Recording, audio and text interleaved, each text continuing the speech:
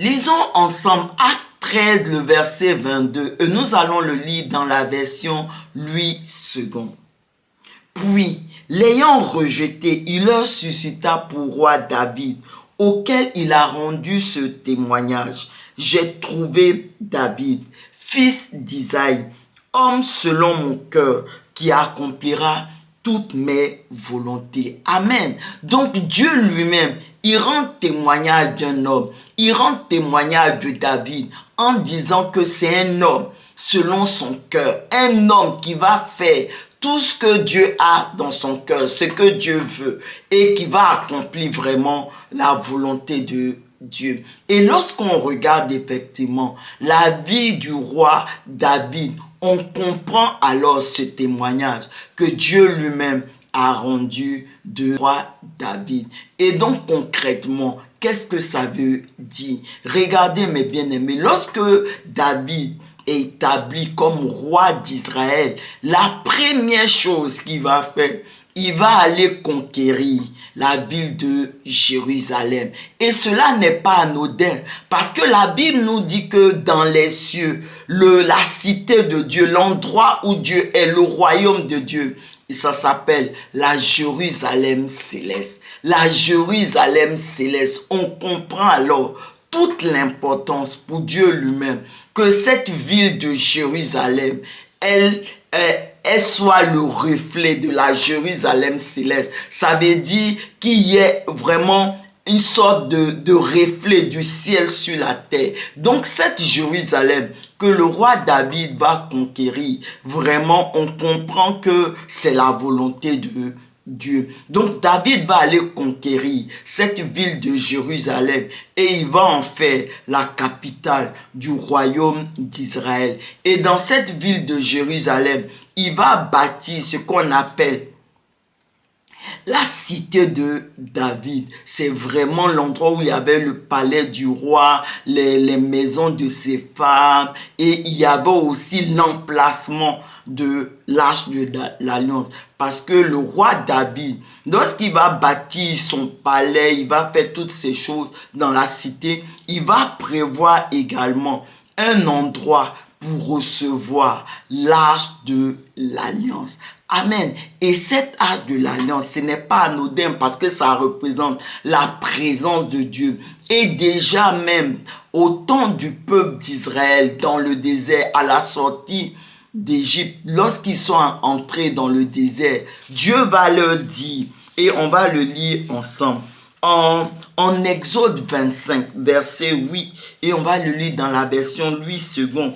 Ils me feront un sanctuaire et j'habiterai au milieu d'eux. Dieu a à cœur, Dieu, la volonté de Dieu, le désir de Dieu, c'est d'habiter au milieu de son peuple. Donc le peuple devait bâtir un sanctuaire pour accueillir, pour recevoir, pour que Dieu puisse habiter là, dans ce sanctuaire. Et donc, ce que le roi David fait, dans la cité de David, cette tente qu'il bâtit pour recevoir l'arche de l'alliance, elle n'est pas anodine. C'est vraiment la volonté de Dieu qu'il est en train d'accomplir. Amen. Et à un moment donné, il va aller plus loin parce qu'il va appeler le prophète Nathan, le serviteur de Dieu, qui est à côté de lui. Et il va dire au prophète que le Dieu que je sais, le Dieu qui m'a établi comme roi, qui a permis que je puisse avoir ce très beau palais, mon Dieu, il vit sous une tente, ce n'est pas normal. Et le prophète, le serviteur de Dieu lui a dit, c'est vrai, tu as raison, fais comme tu as dit. La Bible dit que la même nuit, Dieu va se révéler au prophète Nathan et il va lui dire, va dire à mon serviteur, le roi David, que je vais lui bâtir également une maison. Amen. Il y aura toujours sur le royaume d'Israël un descendant du roi David. Et jusqu'aujourd'hui, cela est vrai. Parce que notre Seigneur Jésus, le roi des rois, le fils de Dieu, il est aussi présenté comme fils de David. et il est assis sur le trône d'Israël, de sorte que cette promesse que Dieu a faite au roi David est continue aujourd'hui encore de s'accomplir. Amen. Et aujourd'hui, mes bien-aimés, dans la nouvelle alliance, en tant qu'enfants de Dieu, nous sommes le temple de Dieu, vraiment la maison de Dieu, lieu plutôt où Dieu prend plaisir à habiter et à demeurer. Et ce temple de Dieu que nous sommes, il n'est pas bâti par un homme comme dans l'ancienne alliance, non, mais il est bâti par Dieu lui-même. Et ce temple que Dieu a bâti, Dieu a bâti en nous, notre Seigneur Jésus nous dit en Matthieu 16, le verset 18, qu'aucune puissance maléfique, démoniaque ne peut le détruire plutôt.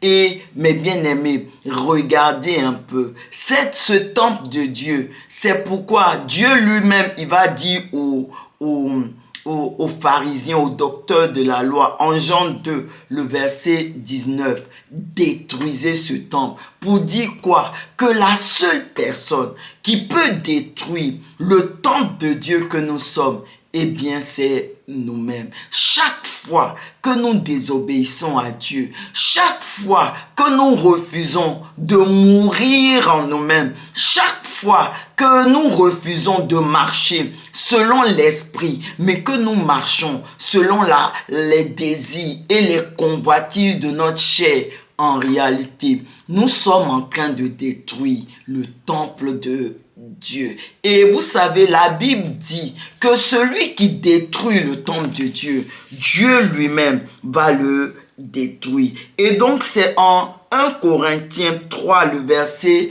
17, et on va le lire ensemble. Si quelqu'un détruit le temple de Dieu, Dieu le détruira, car le temple de Dieu est saint et c'est ce que vous êtes.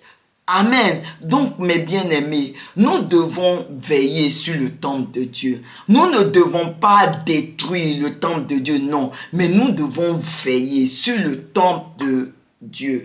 Et souvenez-vous du roi Salomon. Le roi Salomon a bâti le premier temple de l'Éternel. Et le roi Salomon l'a bâti sur les instructions de son père, le roi David. Le roi Salomon plutôt l'a bâti à l'emplacement que son père David lui avait indiqué. Bref, il a suivi toutes les instructions de son père. Mais à un moment donné, mes bien-aimés, regardez, le roi Salomon a commencé à se détourner de Dieu. Il a commencé à adorer les dieux étrangers, que ce soit Baal, Astarté et j'en passe, que tous ces dieux étrangers, que les femmes étrangères qu'il avait épousées ont commencé à adorer. Et en le faisant ainsi, le roi Salomon lui-même, par ses propres mains, il a détruit le temple de Dieu qu'il avait bâti. Parce que par après, les ennemis du roi Salomon, les ennemis d'Israël vont venir vraiment pour matérialiser, concrétiser cette destruction du temple de Dieu par le roi Salomon. Lorsque nous, en tant que temple de Dieu, nous veillons sur le temple de Dieu que nous sommes, chaque fois que nous obéissons à Dieu, chaque fois que nous acceptons de mourir en nous-mêmes, chaque fois que nous acceptons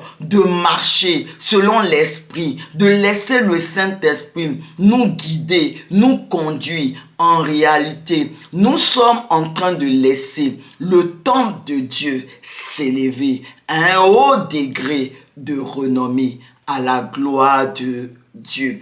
Et parce que nous le faisons ainsi, Dieu également, comme il a fait avec David, Dieu également vient.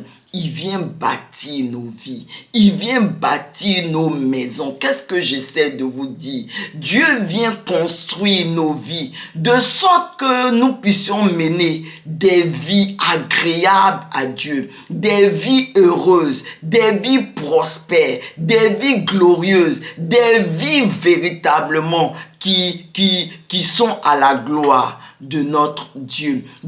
Nos maisons également sont bâties à la gloire de Dieu. Dieu vient bâtir nos maisons de sorte que notre destinée, notre postérité adore et serve le Seigneur. Et donc c'est important pour nous de pouvoir veiller sur le temple de Dieu que nous sommes. Par cela également, nous sommes également en train d'attirer le monde à Jésus. Nous sommes en train d'emmener le monde vers Jésus pour qu'eux aussi puissent adorer notre Dieu, le servir et le glorifier. Et en le faisant aussi ainsi notre Dieu, comme il le veut, il puisse habiter vraiment au milieu de nous, au milieu de son peuple, au milieu de ses enfants, pour la seule et unique gloire de son nom.